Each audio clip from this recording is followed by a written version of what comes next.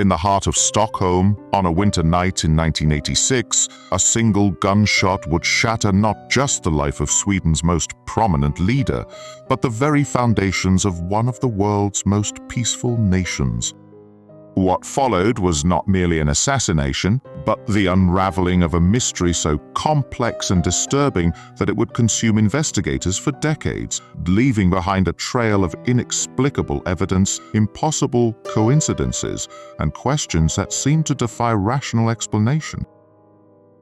First, make sure to subscribe so you don't miss any of our investigations.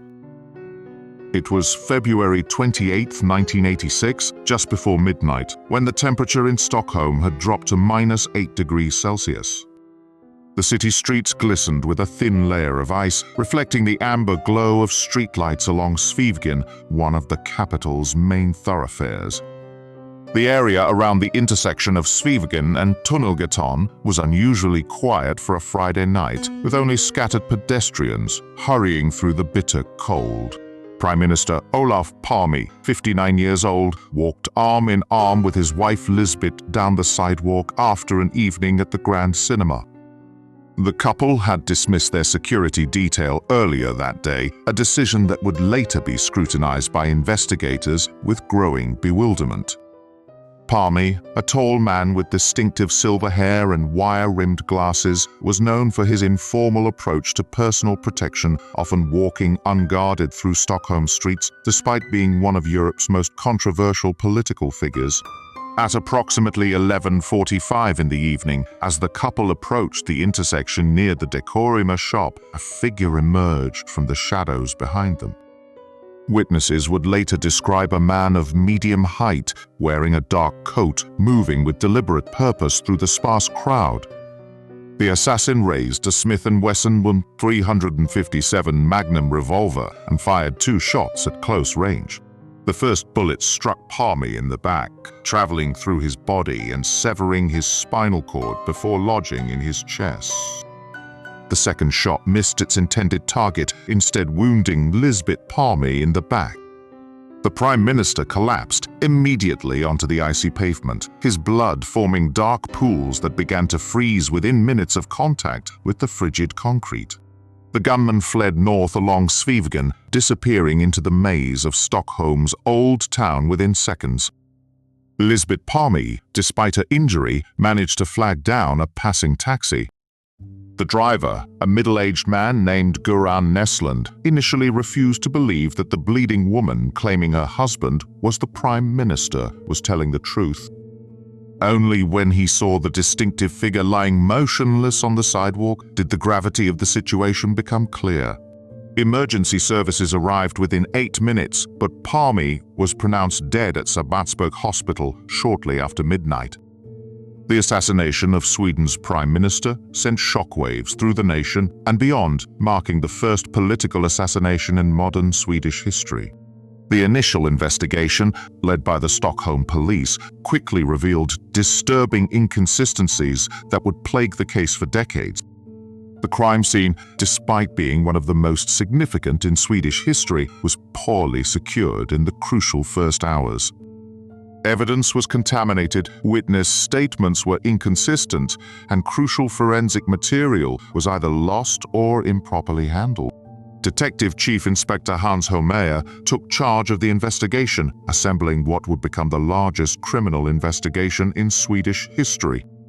The team interviewed over 10,000 witnesses, collected thousands of pieces of evidence, and pursued leads across multiple continents. Yet with each passing month, the case seemed to grow more complex rather than clearer. The first major breakthrough came when investigators discovered that several witnesses had reported seeing the same mysterious figure in the area hours before the assassination. A woman walking her dog described a man in a dark coat who appeared to be surveying the cinema entrance from across the street.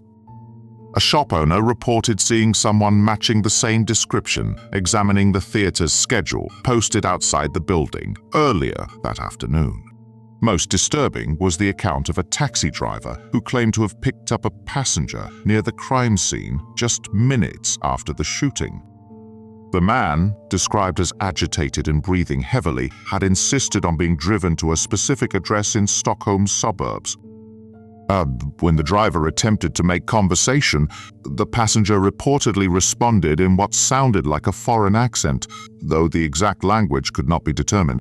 The investigation took an even stranger turn when forensic analysts discovered that the bullets used in the assassination were of a type that had been discontinued years earlier.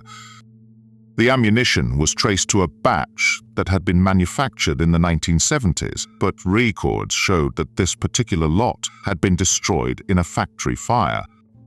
The existence of these bullets at the crime scene was, according to ballistics experts, technically impossible. Further complicating the case was the discovery of a series of anonymous letters that had been sent to various Swedish newspapers in the weeks leading up to the assassination. The letters, written in precise Swedish but with unusual grammatical structures, contained cryptic warnings about the price of interference and consequences for those who meddle in affairs beyond their understanding. The handwriting analysis revealed that all letters had been written by the same person, but no match was ever found in criminal databases. The investigation's scope expanded dramatically when intelligence agencies from multiple countries began sharing information about Palme's international activities. The Prime Minister had been a vocal critic of both Soviet and American foreign policies, particularly regarding the Vietnam War and nuclear weapons. His government had provided sanctuary to American draft resistors and had maintained diplomatic relations with countries that both superpowers considered hostile. A particularly unsettling development occurred when investigators discovered that Palme had received a phone call at his home just hours before leaving for the cinema. The call, lasting approximately 3 minutes, came from a number that telephone company records showed had been disconnected for over a year. Technical experts confirmed that the call had definitely been placed and received, but could offer no explanation for how a non-existent number could have been used to make the connection. The case took another bizarre turn when a witness came through Stockholm's Gamla Stan district more than an hour after he had been pronounced dead at the hospital. The witness, a prominent businessman with no apparent motive to lie, provided detailed descriptions of the Prime Minister's appearance and clothing that matched exactly what Palme had been wearing that evening. Security cameras in the area had mysteriously malfunctioned during the time period in question. In 1988, police arrested Christer Pettersson, a 41-year-old man with a criminal record including drug offenses and violent crimes. Pettersson was identified by Lisbeth Palme in a lineup, and circumstantial evidence suggested he had been in the area at the time of the shooting. However, the case against him was built primarily on witness testimony that proved increasingly unreliable under scrutiny. During Pettersson's trial, defense attorneys revealed that he had been undergoing experimental psychiatric treatment at the time of the assassination. The treatment involved drugs that were later found to cause severe memory loss and personality changes. Medical records showed that Pettersson had no clear recollection of his activities on the night of the murder, but also indicated that he would have been physically incapable of the precise, calculated movements witnessed at the crime scene. The trial proceedings were disrupted by a series of incidents that investigators could never adequately explain. Key pieces of evidence disappeared from secure storage facilities. Witnesses changed their statements without explanation. Court transcripts were found to contain passages that none of the participants remembered speaking. Pettersson was initially convicted, but later acquitted on appeal when the evidence was deemed insufficient. The investigation continued for decades, consuming vast resources and generating thousands of pages of documentation. Theories ranged from Kurdish separatists seeking revenge for Sweden's cooperation with Turkey to South African agents retaliating against Palme's anti-apartheid stance to domestic extremists opposed to his liberal policies. Each theory was pursued exhaustively, yet none provided satisfactory answers to the case's central mysteries. In 2020, Swedish prosecutors announced that they were closing the investigation, naming Stig Engström, a graphic designer who had worked near the crime scene, as the likely perpetrator. Engström, who had died in 2000, had provided contradictory statements to police and had expressed strong opposition to Palme's policies. However, the evidence against him remained largely circumstantial, and many of the case's most puzzling elements remained unexplained. The forensic evidence collected from the crime scene continued to yield impossible results, even decades later. DNA analysis of blood samples revealed genetic markers that did not match any known human population. Ballistics tests on the recovered bullet fragments showed microscopic striations that corresponded to no known firearm. Fiber analysis of clothing samples detected synthetic materials that had not been invented until years after the assassination.